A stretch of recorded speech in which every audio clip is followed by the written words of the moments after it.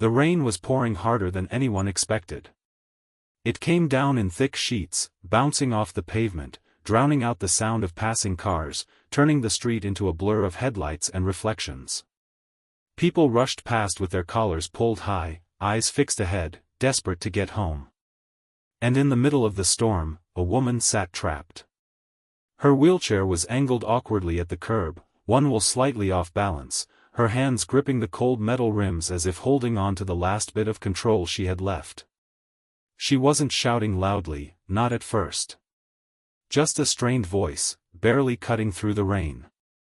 "It's okay, you can go. I'll be fine." But she wasn't fine. Her fingers trembled. Her breath came out uneven. You could see it in her face, the quiet kind of fear people try to hide when they don't want to be a burden. Dozens walked past her. Some glanced quickly, then looked away.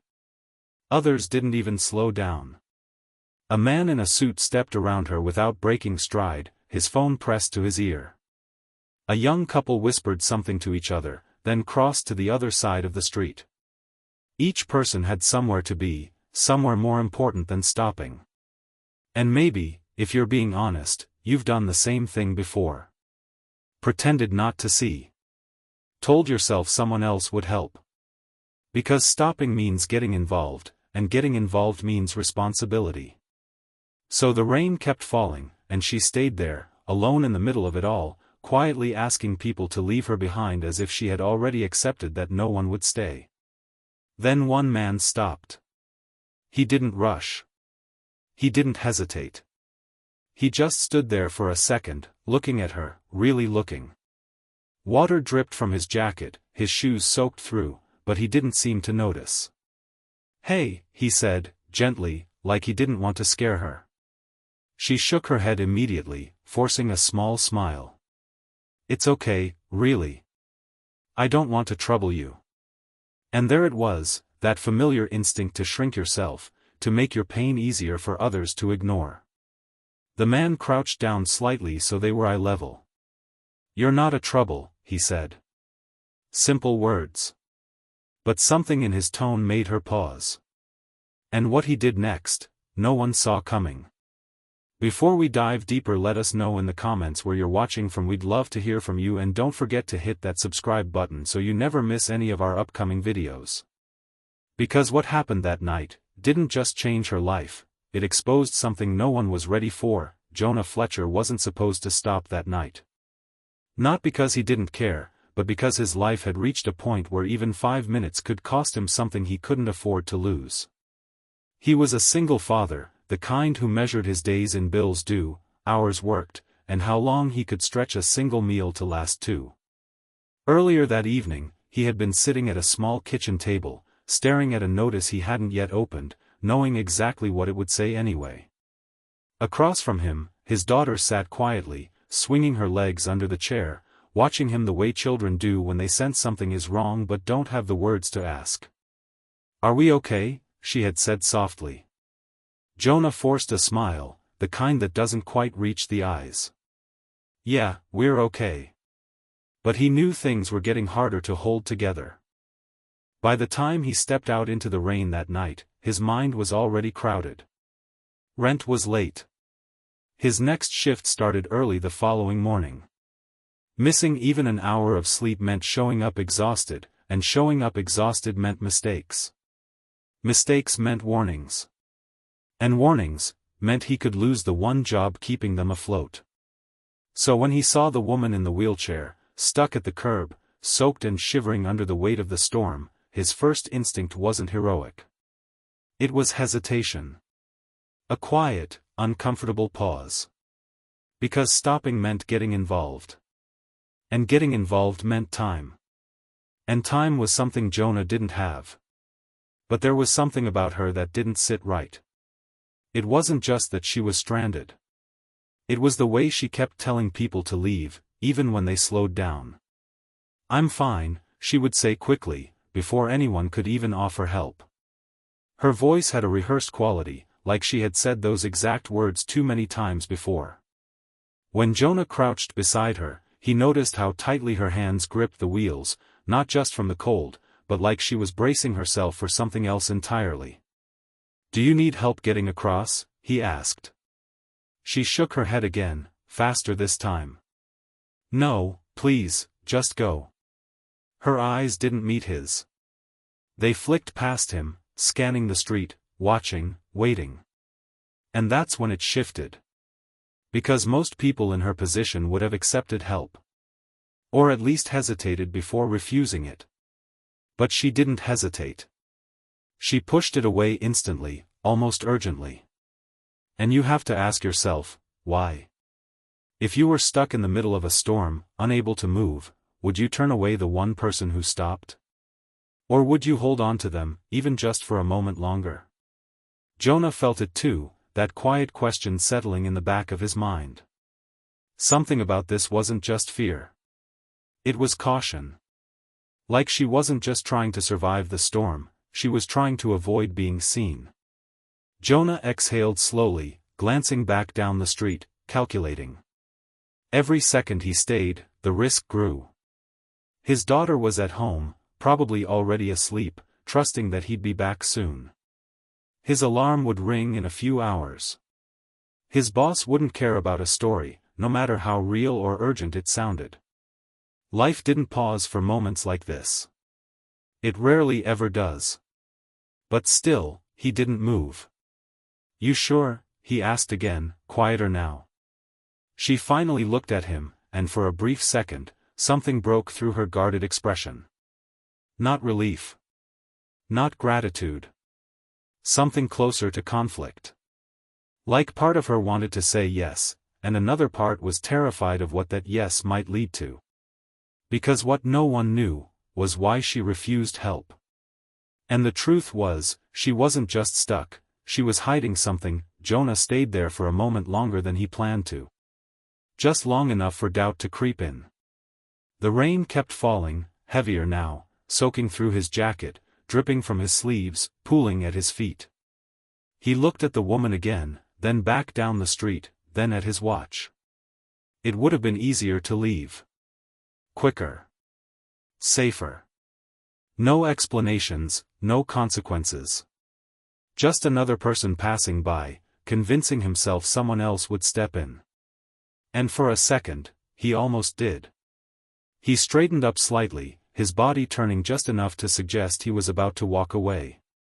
Because sometimes doing nothing feels like the only thing you can afford to do. But then something stopped him. Not a sound. Not a voice. Just a memory. His daughter, sitting at that kitchen table earlier, her small voice asking, "Are we okay?" And the way she looked at him, like he had all the answers. Like he was the kind of person who fixed things. Protected people. Showed up when it mattered. Jonah swallowed hard, the image lingering longer than he wanted it to. Because what kind of answer was he really giving her, if he walked away now? What kind of example stays with a child longer, the words you say, or the choices you make when no one's watching? He exhaled slowly and turned back. Fully this time. The decision wasn't loud or dramatic. It was quiet. Final. "Hey," he said again, stepping closer despite the rain. The woman stiffened immediately, her hands tightening on the wheels. "Please, just go," she said, more firmly now. Not angry. Not rude. Just, urgent. Like she needed him gone before something else happened. But Jonah shook his head. "I can't do that." Simple words. But they hung in the air between them, heavier than the storm around them. She looked away again, her jaw tightening, her shoulders tensing as if she was preparing for an argument she didn't have the energy for. "You don't understand," she murmured, her voice barely steady. And maybe he didn't. But standing there, watching her struggle to keep herself composed, he realized something else. She wasn't just resisting him. She was fighting herself. Pride and desperation pulling in opposite directions, neither one willing to let go. You could see it in the way her breathing shifted, uneven, conflicted. Like asking for help cost more than the situation itself. The rain intensified, drumming louder against the pavement, against the metal frame of the wheelchair, against everything. Water began to gather around the curb, creeping closer to her feet, soaking through the thin fabric covering her legs. Jonah crouched down again, this time closer, his voice lower, calmer. "Look, I'm not going anywhere until I know you're safe." There was no force in his tone, no pressure. Just certainty. And for a brief moment, she froze.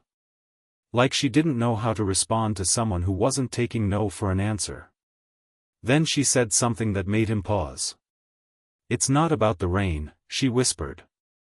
Her eyes flicked up to meet his, and there was something in them now, something deeper than fear. "You don't know who might be watching." The words landed quietly, but they changed everything. Because suddenly, this wasn't just about a woman stuck in a storm. It was about something else. Something unseen. And you can feel it too, can't you?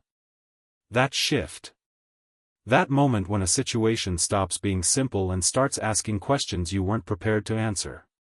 Jonah glanced around instinctively, scanning the street, the passing cars, the dim outlines of buildings blurred by rain. Nothing stood out. No one seemed to be paying attention. But the way she said it, it didn't feel imagined. It felt real. And that's when everything changed. He looked back down at the wheelchair, really looked this time. Not just at her, but at the situation itself. One of the front casters was twisted at an unnatural angle, jammed tightly against the curb. The frame near the base had a slight bend, subtle but enough to throw everything off balance. This wasn't just bad positioning. It was damage. The kind that doesn't happen from simply rolling into the wrong spot. And suddenly, the question shifted again. Not just why she wouldn't accept help, but how she ended up like this in the first place. Jonah reached out slowly, careful not to startle her, his hand hovering near the wheel. "This isn't just stuck," he said quietly. "It's broken." She closed her eyes briefly, like hearing it out loud made it harder to ignore. For a moment, neither of them spoke. The rain filled the silence, steady and relentless. And you have to ask yourself, if you were in his place, what would you do now? Walk away, knowing something wasn't right? Or stay, even if staying meant stepping into something you didn't fully understand? Because Jonah had just crossed a line. Not a visible one. Not one anyone else would notice. But the kind that changes what happens next. Jonah hesitated for one last second, not because he didn't know what to do, but because he understood what it would mean once he did it. There's a moment in situations like this where the choice stops being optional. Where standing still becomes its own kind of decision. The rain had already soaked through everything, the street growing darker, quieter, as fewer people passed by. Whatever this was, it wasn't going to fix itself. And whatever she was afraid of, it wasn't going away either. So Jonah made the only move left to make. He reached down firmly, gripping the frame of the wheelchair, testing its weight, its balance. "Hey, wait, don't," she said quickly, her voice rising for the first time, sharp with panic. But he didn't stop. With one controlled motion, he lifted the front slightly, adjusting the angle just enough to pull it free from the curb. The metal scraped against the concrete, a harsh sound cutting through the rain. For a brief second, it worked. The wheel shifted. The chair moved forward. Progress. But the moment didn't last. "Stop," she snapped, her hands pushing against his arm now, not gently, not cautiously, but with urgency. Real fear. The kind that doesn't come from inconvenience or discomfort, but from something deeper. Something learned. "You don't understand," she said, her voice breaking, her breath quick and uneven. And just like that, the tension changed again. Jonah stepped back slightly, caught off guard by the intensity of her reaction. Most people would have felt relief. Gratitude. Even if it came quietly. But she wasn't relieved. She was terrified. Her hands shook as she pulled them back toward herself, gripping the sides of the chair again as if trying to anchor herself in place. "Please, don't do that," she whispered now, her voice smaller, but no less urgent. And that's when it became clear. It wasn't fear of the storm, it was fear of something else. Something tied to movement. To being seen. To leaving, or maybe to where she might end up if she did. Jonah frowned slightly, trying to make sense of it. "I'm just trying to get you out of the rain," he said, his tone still calm, but firmer now. But she shook her head immediately, her eyes darting past him again, scanning the street like she had before. "No, no, you can't, you shouldn't," she muttered, almost to herself this time. "And you can feel it building now, can't you?" That quiet pressure of unanswered questions. Because her reaction didn't match the situation. Not on the surface. Which means there's something underneath.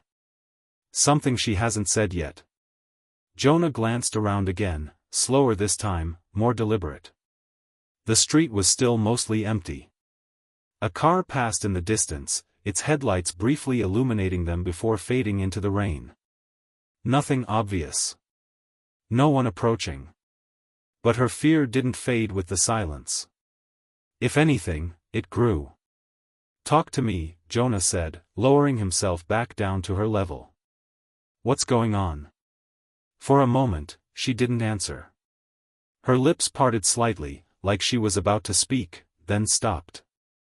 You could see the hesitation. The calculation. The internal argument playing out behind her eyes. And then, she said something that didn't make sense. Not at first. Not without context. "I can't go back there," she whispered. The words were soft, almost lost in the sound of the rain, but they landed heavier than anything she'd said before. Jonah blinked, trying to process it. "Back where?" he asked.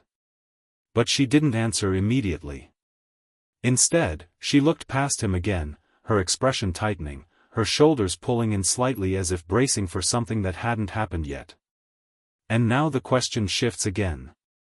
Because this isn't just about helping her move forward anymore. It's about where she came from, and why going back feels worse than staying stuck in the middle of a storm. So think about it. If you were in his position, hearing those words, seeing that fear, would you keep helping? Or would you start to wonder if you've just stepped into something far more complicated than you expected? Jonah didn't respond right away. Not because he didn't hear her, but because he felt the weight behind what she said. "I can't go back there." Those words don't come from nowhere. They come from somewhere real. Somewhere painful. And standing there in the rain, Jonah realized this moment wasn't just about helping someone across a curb anymore. It was about stepping into a story he didn't understand yet. "Then don't," he said quietly, almost without thinking. The word surprised even him. Because saying that meant something. It meant he was choosing to stay involved, even without knowing the full picture.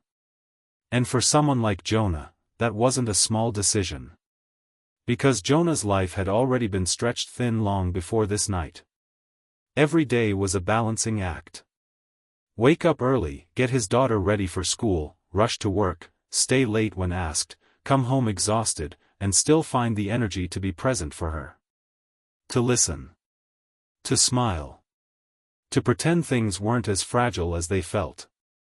There were nights he skipped meals just so she wouldn't notice the groceries running low. Nights he stayed up staring at the ceiling, calculating how many more weeks he could hold things together before something gave out. Emotional fatigue doesn't always look dramatic. Sometimes it's quiet. It's showing up every day with just enough strength to keep going, even when you're running on almost nothing. And yet, here he was. Standing in the rain, choosing not to walk away. Maybe because he saw something familiar in her. Not her situation exactly, but the way she carried it. That quiet resistance to being helped. That instinct to handle things alone, even when it was breaking you. "You don't have to tell me everything," Jonah said after a moment, his voice steady, careful. But you're not safe out here. She let out a small breath, almost like a laugh, but there was no humor in it. Safe, she repeated softly, like the word didn't belong in her world anymore. She avoided his eyes again, her gaze drifting somewhere distant, somewhere behind the present moment. I trusted the wrong people, she said finally. Just a fragment. No names. No details. But enough to shift the air between them. Jonah didn't interrupt. He didn't push. Because sometimes, when someone gives you a piece of their story, even a small one, the worst thing you can do is rush them for the rest. And, he asked gently, leaving space for her to decide how much to say.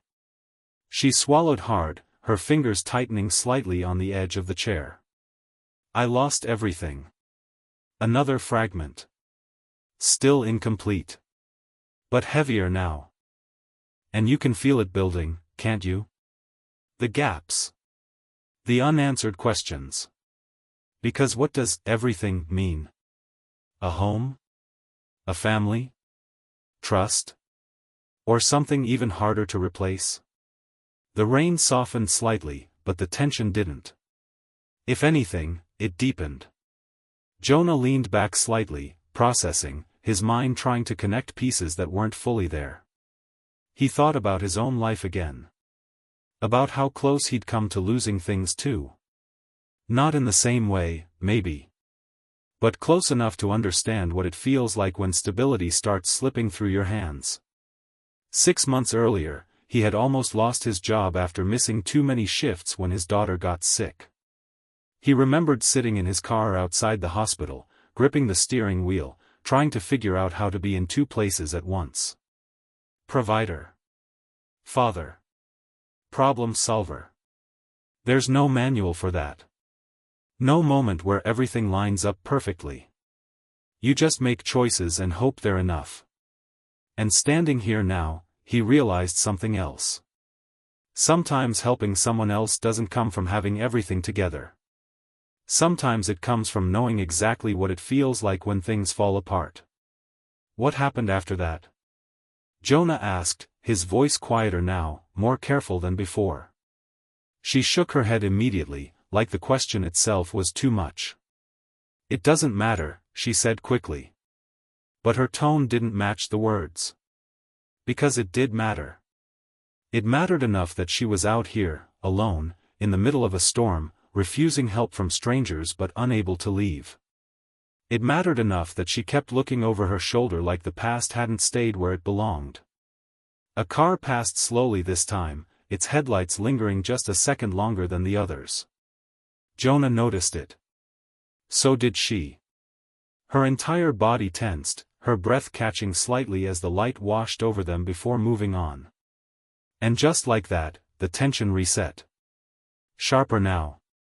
More focused. Because whatever she was afraid of, it wasn't just in her memory.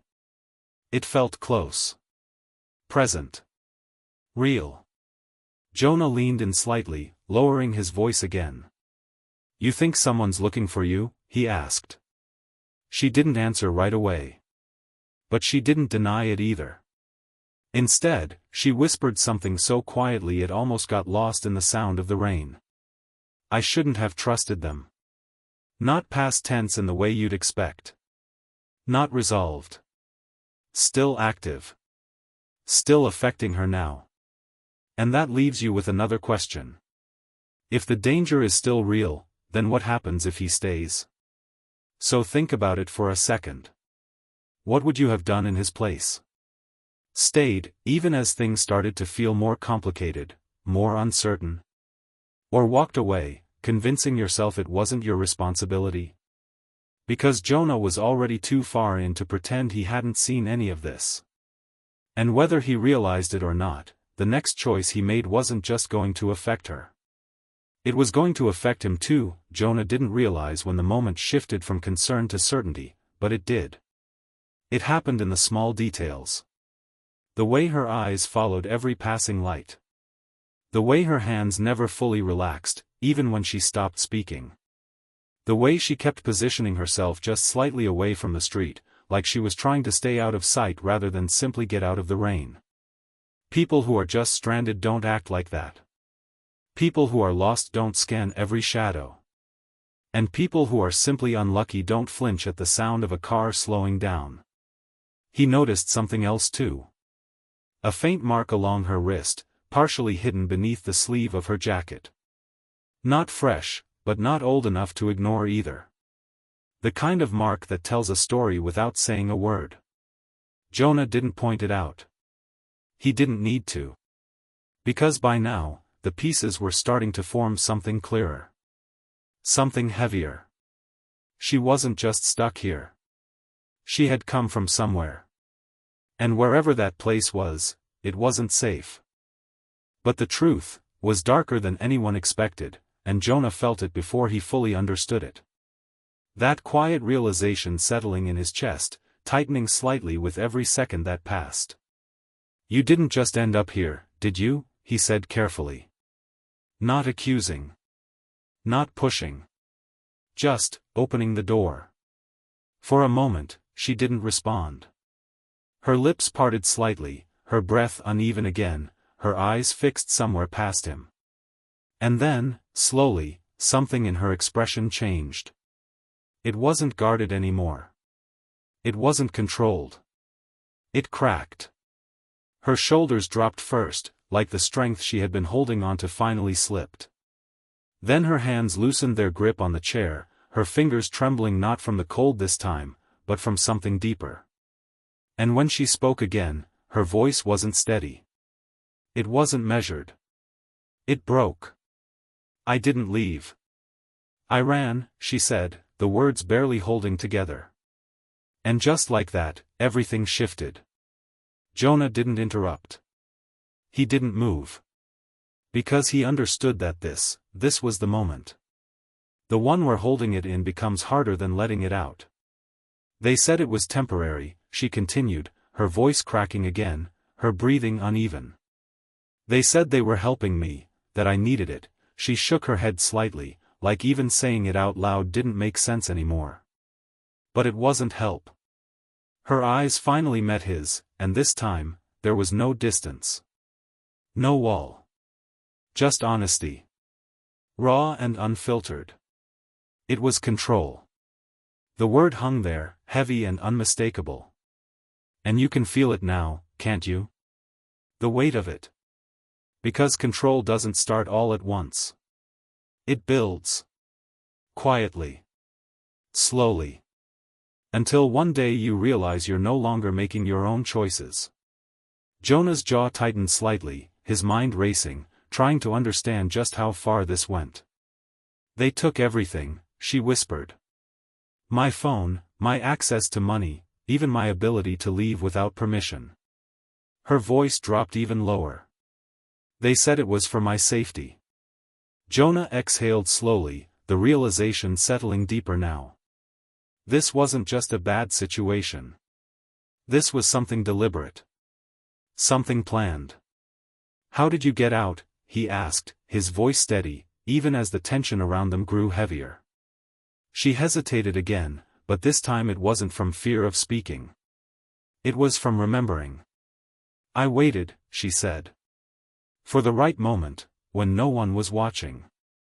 A faint, almost disbelieving breath escaped her. "I didn't think I'd make it this far." And then it happened. The moment she had been holding back finally caught up with her. Her composure broke completely. Tears mixed with the rain on her face, her shoulders shaking as she tried, and failed, to keep it together. This wasn't quiet anymore. This wasn't controlled. This was everything she had been holding in, finally coming out all at once.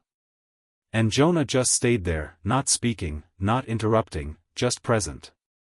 Because sometimes the most important thing you can do, is not look away. And what she revealed next, changed everything. The rain hadn't stopped, but something else had changed. It wasn't just a moment anymore. It was a situation. The kind that doesn't end when you walk away. Jonah felt it settle in, that quiet understanding that whatever he had stepped into, it wasn't going to stay in this one place, at this one time. It was going to follow him. He didn't know it yet, but this decision would follow him forever. He looked around again, slower this time, more deliberate. The street felt different now. Quieter, but not in a peaceful way. The kind of quiet that makes you notice every passing sound, every flicker of light, every movement at the edge of your vision. And then he saw it. A car, parked just a little too far down the road, engine still running, headlights off. It hadn't been there before. Or maybe it had, and he just hadn't noticed. Either way, it didn't feel right. "They could be looking for you," Jonah said under his breath, not wanting to alarm her further, but needing to say it out loud. She didn't respond immediately. But the way her body tensed again, told him everything he needed to know. "They don't stop," she whispered, her voice tight, controlled again but barely. "Not when they think you belong to them." The words hit harder than anything else she'd said so far. Because belonging should never sound like that. Not forced. Not taken. Jonah's mind started moving faster now, shifting from questions to decisions. Staying here wasn't safe. Not for her. Not for him either. But leaving meant committing to something he still didn't fully understand. He glanced at her again, really seeing her now. Not just as someone in trouble, but as someone who had already fought to get this far. Someone who had made it out of something most people never even realize exists. And now she was here, asking to be left alone, not because she didn't need help, but because she didn't want anyone else getting pulled into it. "You have somewhere you can go?" he asked quietly. She hesitated, then shook her head. "Not anymore." Simple answer. Heavy meaning. No backup plan. No safety net. Just distance from whatever she had escaped. And for a second, Jonah closed his eyes briefly, weighing everything. His daughter. His job. The fragile balance he had been holding together for months. And now this. A situation that could disrupt all of it. But then another thought pushed through. What happens if he walks away now, knowing all of this? "I've got a place," he said finally, the words coming out slower than he expected. "It's not much, but it's safe." He wasn't offering out of impulse anymore. This was a decision. And the moment it left his mouth, there was no taking it back. She looked at him immediately, her expression shifting again, caught somewhere between disbelief and hesitation. "Why would you do that?" she asked, her voice quieter now, more human, less guarded. It wasn't suspicion this time. It was confusion. Jonah let out a small breath, glancing down for a second before answering. "Because I've got a daughter," he said. And if she was ever in a situation like this, he didn't finish the sentence. He didn't need to. The meaning was already there. Protection isn't always about strength. Sometimes it's about empathy. About imagining someone you love in someone else's position and realizing you wouldn't want the world to turn its back on them. She looked at him differently after that. Not fully trusting. Not yet. But something shifted. A small opening. The kind that only happens when someone feels seen, not just helped. "What's her name?" she asked after a moment, her voice softer now. "Lily," Jonah replied, almost instinctively, a faint warmth breaking through the tension for the first time. "She's everything." There was a pause, but it wasn't empty. It was shared. A brief moment where two completely different lives found something in common. "She's lucky," the woman said quietly. And for the first time since this began, her voice didn't carry fear. It carried something else. Something closer to hope. But the moment didn't last. A faint sound broke through the rain. Subtle. Easy to miss if you weren't paying attention. The low hum of an engine, getting closer.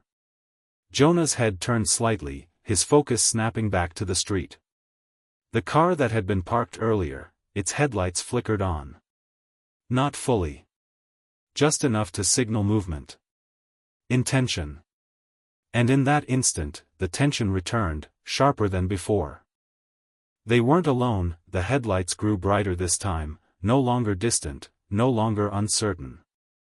The car that had been sitting quietly down the road was now moving, slow at first, deliberate, like it wasn't in a rush because it didn't need to be. Jonah felt it immediately, that tightening in his chest, that instinct telling him this wasn't random. The street, once just wet and empty, now felt exposed. Open. Nowhere to hide, nowhere to stall. Time had shifted. Whatever choice he was going to make, he had to make it now. "We need to move," Jonah said under his breath, already stepping closer to the wheelchair again. This time, he didn't hesitate. But she didn't push him away. She didn't resist. Instead, she grabbed his sleeve, her grip firm, urgent, stopping him just long enough to look at him directly. And in her eyes, there was something different now. Not just fear. Not just hesitation. Clarity. "If you help me, they won't stop," she said, her voice steady despite everything. "They'll come for you too." No panic. No broken words. Just truth. Jonah held her gaze for a second, long enough to understand that she meant it. This wasn't exaggeration. This wasn't fear speaking louder than reality. This was reality. And still, he didn't step back. Because some choices stop being about safety. They become about who you are when it matters most. "I'm not leaving you here," he said, his voice firm now, leaving no room for argument. And for the first time, she wasn't asking him to leave. The car moved closer. The low hum of the engine now clear, cutting through the rain. Its headlights swept across the street, illuminating them for a brief second before shifting again. Too slow to be passing by. Too controlled to be lost. It was searching. And they both knew it. Her grip on his sleeve tightened slightly, not to stop him this time, but like she needed something to hold onto while she said what came next. "It wasn't just control," she said, her voice quieter now, but more intense than before. "They made it look like care. Like protection. They told everyone I wasn't capable of managing on my own." She swallowed hard, her breath uneven again, but she kept going. "They took legal control over everything. My finances. My decisions. Even where I was allowed to go." The words came faster now, like once they started, they couldn't stop. Jonah frowned slightly, trying to process it. "You mean, they had authority over you?" he asked. She nodded faintly. "Guardianship," she said. "But not the kind that helps you. The kind that traps you." Her voice cracked slightly again, but she steadied herself. "I wasn't allowed to leave without permission. I wasn't allowed to speak freely. Every time I tried, they made me look unstable. Like I couldn't be trusted." She shook her head slowly, the weight of it pressing down again. "And people believed them." The car slowed even more now, just a few houses away. The tension was no longer building. It had peaked. This was it. "I waited months," she continued, her voice softer now, but urgent. "Pretending. Playing along. Just to find one moment where no one was watching closely enough." Her eyes met his again. Tonight was that moment. A single breath. "And if they find me," she didn't finish. She didn't need to. Jonah looked at her, really looked this time, seeing not just fear, but strength. The kind it takes to survive something like that. To plan. To wait. To risk everything on a single chance. And suddenly, this wasn't just about helping someone in need. This was about protecting someone who had already fought to get free. The headlights shifted again, closer now, sweeping across them more directly. No doubt anymore. They were being seen. So think about it. Standing there, with everything on the line, do you think he made the right choice? The headlights locked onto them. For a brief second, everything felt still. The rain, the street, the noise, it all faded into the background as that beam of light settled, steady and certain. There was no more guessing now. No more hoping it was coincidence. This was the moment everything had been building toward. And Jonah knew it. He didn't look back at the car again. Instead, he moved. Without another word, he stepped behind the wheelchair, gripping it firmly, adjusting the broken angle just enough to force it forward. The damaged wheel resisted at first, scraping harshly against the wet pavement, but he didn't stop. He pushed harder, using his weight, his strength, ignoring the strain in his arms, the water soaking through his clothes, the urgency rising with every second. "Hold on," he said, his voice low but steady. Not rushed. Not panicked. Just certain. She didn't argue this time. She didn't pull away or tell him to stop. Her hands, trembling just moments before, now held onto the sides of the chair as she let him move her forward, out of the open, away from the direct line of sight. And as they crossed the edge of the curb, the broken wheel finally gave just enough to roll. Not smoothly. Not easily. But enough. The car slowed further behind them. Jonah didn't turn. He didn't need to. Because whatever was behind them didn't matter as much as what was in front of him now. A narrow side path between buildings. Dim, partially hidden. Just enough cover to disappear if they moved fast enough.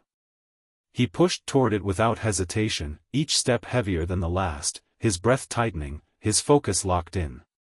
This was the decision. Not halfway. Not uncertain. Complete. And in that moment, something shifted inside her too. Not fear. Not survival. Something deeper. Something quieter. As she felt the movement, the effort, the fact that he hadn't stopped, hadn't second-guessed, hadn't walked away, her grip softened slightly, her shoulders lowering just enough to release what she had been holding onto for so long. Because for the first time in a long time, she wasn't alone.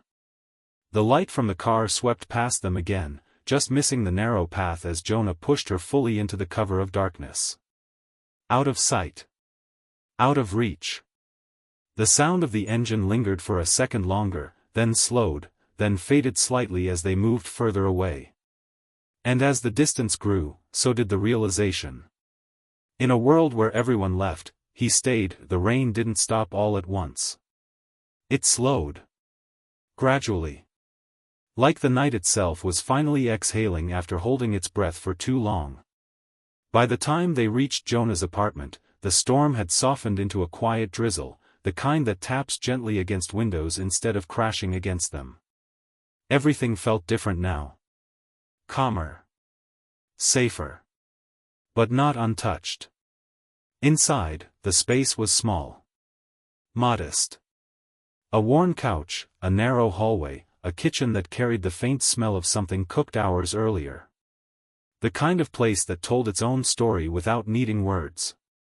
Jonah eased the wheelchair to a stop, careful, steady, making sure she was settled before stepping back. For a moment, neither of them spoke. Because some moments don't need to be filled. They just need to be felt. From down the hall, a soft sound broke the silence. A door creaked slightly, followed by small footsteps. "Dad," a sleepy voice called out. Jonah turned immediately, his expression shifting, softer now.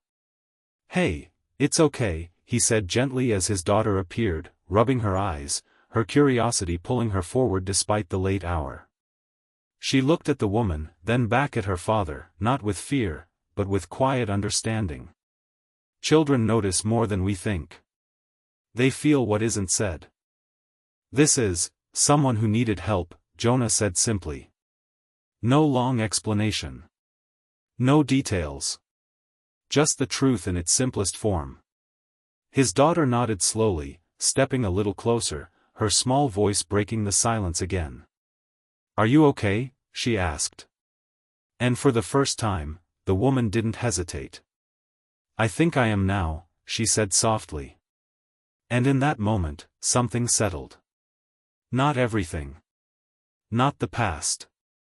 Not the uncertainty of what comes next. But something important.